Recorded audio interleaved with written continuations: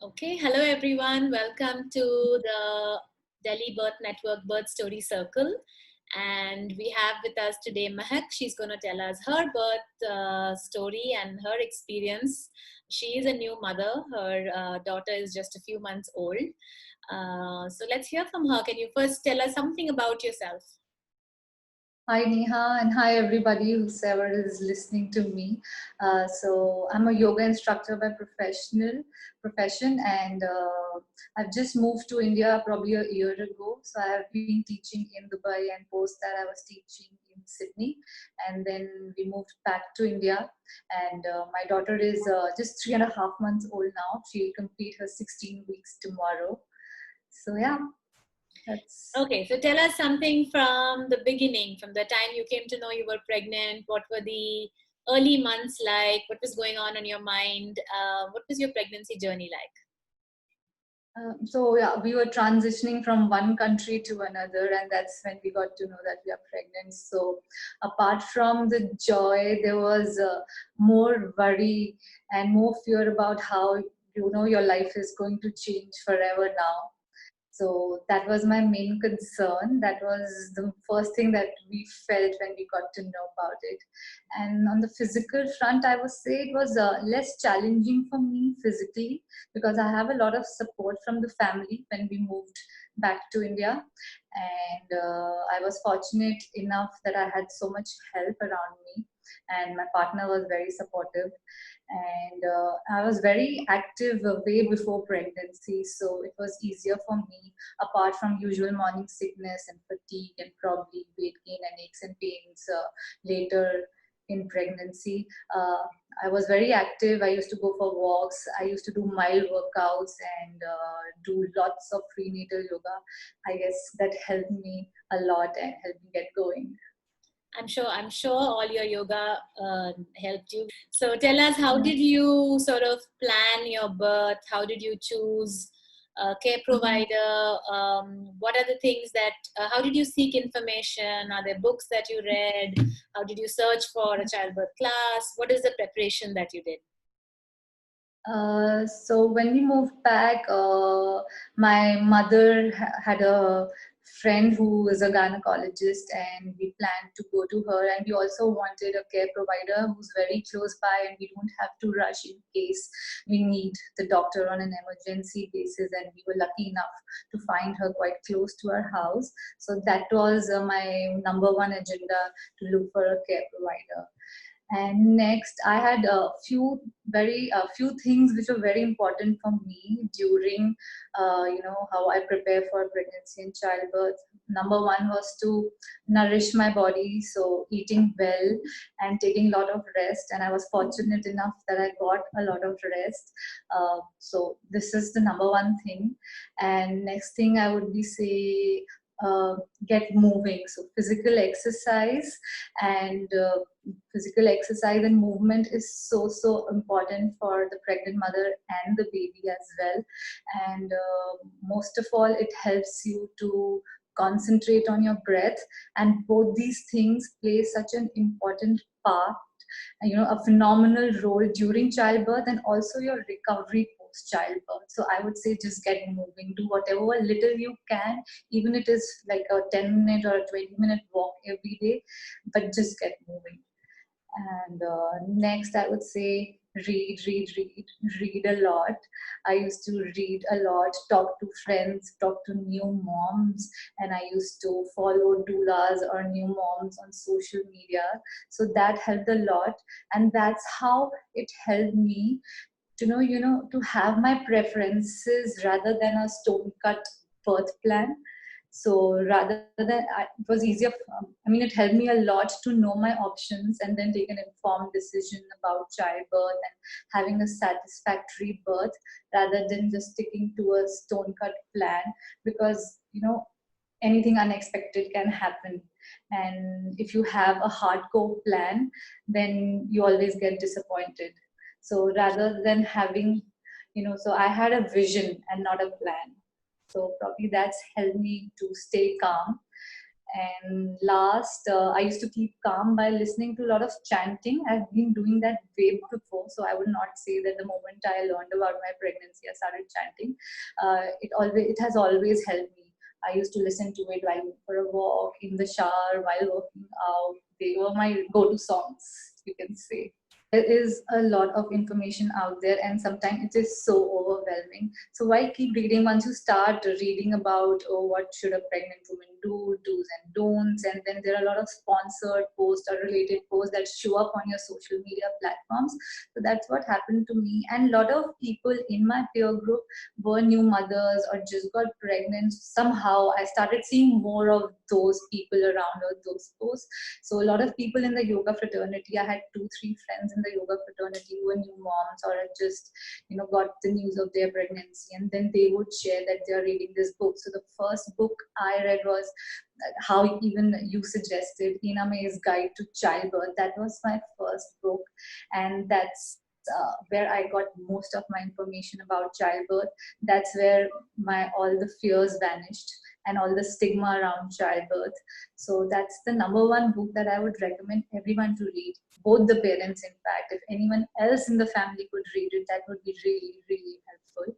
And next, I would say I read Gina Ford's Contended Baby's First Year. So that helps you to know a lot about what to expect post birth, how your baby is going to behave, how babies have different personalities, their growth spurts, their leaps. So that helped a lot. Thank you. And about childbirth classes, the same. I was when I read Ina May's book, and there was something called midwifery and natural childbirth and water birth. That's how I started looking around. I started googling my options, and that's how I found Birth Sense. And then I wrote to Neha, and then she responded, and we fixed appointments and we attended her class. So that was an eye opener and a lot of learning. Thank you. So tell us, how did the birth ultimately happen? How did things unfold? Different from your plan? If so, what was it like for you? And so for me, we had a premature birth at 36 weeks. So everything was so rushed. So I would say there was very less time to think. And I had a very short labor, fortunately. But indeed, it was the most painful and most powerful thing that I've ever experienced. And yeah, and when I went to the hospital, I was somehow still calm. I don't know what helped me. My reading helped, my yoga helped, or how being informed also helps, I guess. I was calm. Even my doctor mentioned, like, you're the most calm person sitting on this chair, being moved to the labor room. You say that you had a premature birth, but I'm not sure, because your baby came when the baby had to, and your labor started naturally. It was at 36 weeks, but Yeah. it happened when it had to, and your baby came out healthy, and she was able to transition pretty smoothly. So what do you feel about that? Yes, I did. I guess it's up to babies when they decide when they want to come. So yes, we were fortunate enough that she was healthy and there were no complications during the birth. And we were also happy how the birth happened, because it was in a safe hospital environment, and there was hardly any medication, the least medication that could have happened. So again, as I said, so I did not have a stone cut plan, but my preferences were looked after, or what I wished somehow happened. What do you think would be your one or two highlights which you remember very clearly about the time when you were in labor and the time when your baby was born? Yes, very distinctly. My doctor was very supportive, which I remember. She has just delivered a baby before I went into labor. She was very supportive throughout. She helped me to understand how the contractions are happening, when to breathe and when to push. So this is one thing which I clearly remember. And another thing is my husband was there with me throughout. So that was really helpful. So these are the two things which I remember very clearly. That's wonderful. Thanks so much. And I think, you brought out the two most important things. One is feeling supported and feeling safe with whoever is your care provider. and having your partner with you, having someone with you who you know and you trust, and them just being there by your side. So thanks so much for sharing that. And tell us finally something about your postpartum experience. What were the early days like, and how did that change in the first week, and then 2 weeks, and 3 weeks till now? Thank you for bringing that up, because I wish we talk more about postpartum, and rather than just about being pregnant or childbirth or parenthood. I think we should talk more about postpartum. I wish our moms told us more about postpartum. I wish our men knew more about postpartum. So there are so many things about postpartum, and I hope and wish it is taken more seriously, because just mood swings and being fatigued is not postpartum. It is way beyond that. And honestly, I had hard time too. It was so difficult for me to bond with the baby. It was so hard for me to realize that, this is life now, and I have to take care of this human being. She's totally dependent on me. It was very, very hard. And I used to cry a lot. I used to cry in the bathroom. I used to cry when I was alone. I used to talk to my mom and I used to cry.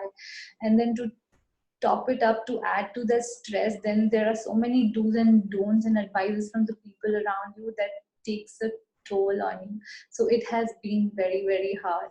So what I used to do was I used to talk to new moms. They were my go-to thing. That's what has helped me a lot. I used to talk to them and they used to tell me it's going to be okay. And I wish there is someone for every mother out there to tell them that it's okay to cry, it's okay to feel anxious, it's okay to feel angry, and you're not alone.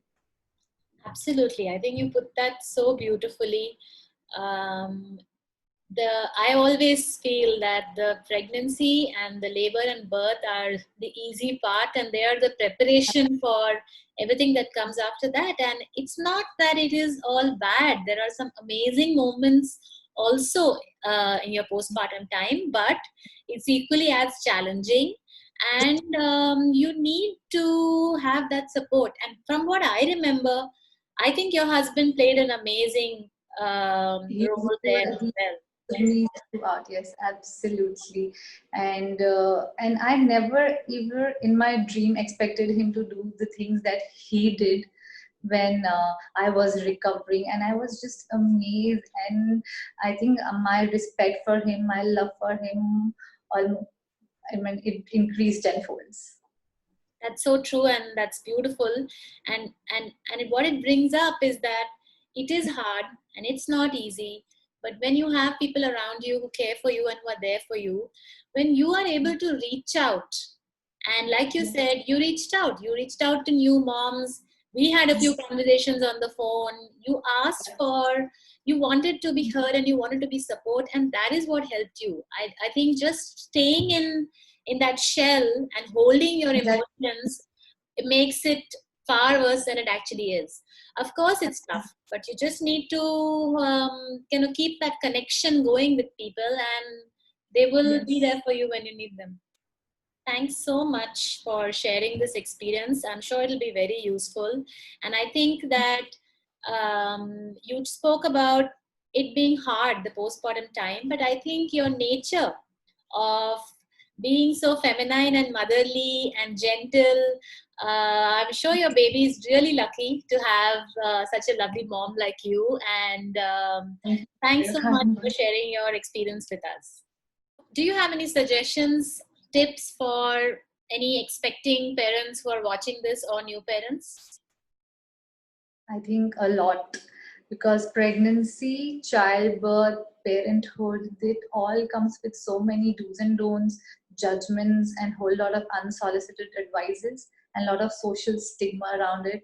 So I would say parents again to read, be informed, read about childbirth, read about breastfeeding, read about child growth and development. Because if you are a confident parent, it leads to a happy baby, and then no one else can tell you what to do and what not to do. So I would say just read a lot, and every baby is different. Every baby has a personality of his own. So don't compare your baby to anyone else. And in the last, just follow your instinct, and both the parents and the baby will be very contented and happy. That's wonderful. Thank you so much. Yeah. Thank you, Neha.